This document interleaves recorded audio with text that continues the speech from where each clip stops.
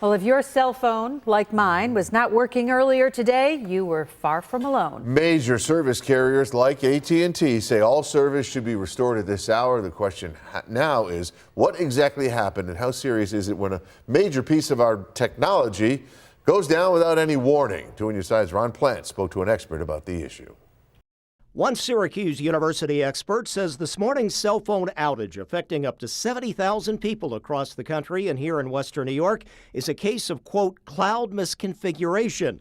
Like human error, I guess. However, a UB School of Management professor explains. To me, it just kind of feels like, look, sometimes technology breaks. As much as we don't want to admit it, sometimes things go wrong.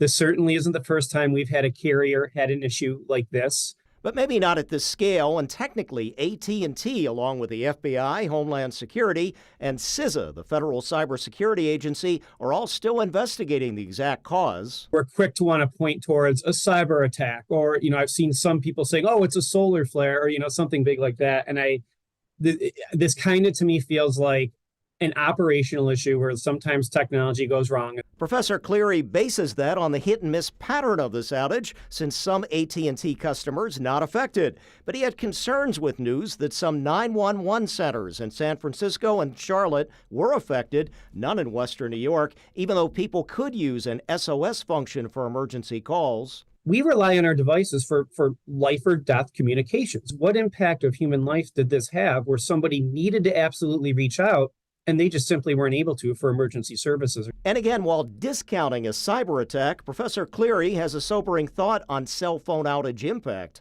And what I think we will ultimately find that this was just an operational technical issue, it still kind of gives us a little bit of a taste of, geez, if we had a really bad day and there was some level of penetration into our national critical infrastructure, this is just a taste of what it would be like. This is just a taste of the chaos that could potentially ensue from something like that. Yeah, and that's what the FBI has been warning about, especially with China now. Now, some folks could use Wi-Fi calling on their phones, but Cleary says that may be challenging for someone not tech savvy without the apps or experience. Also me. On your side, Ron Plants, Channel 2 News. All right, thank you.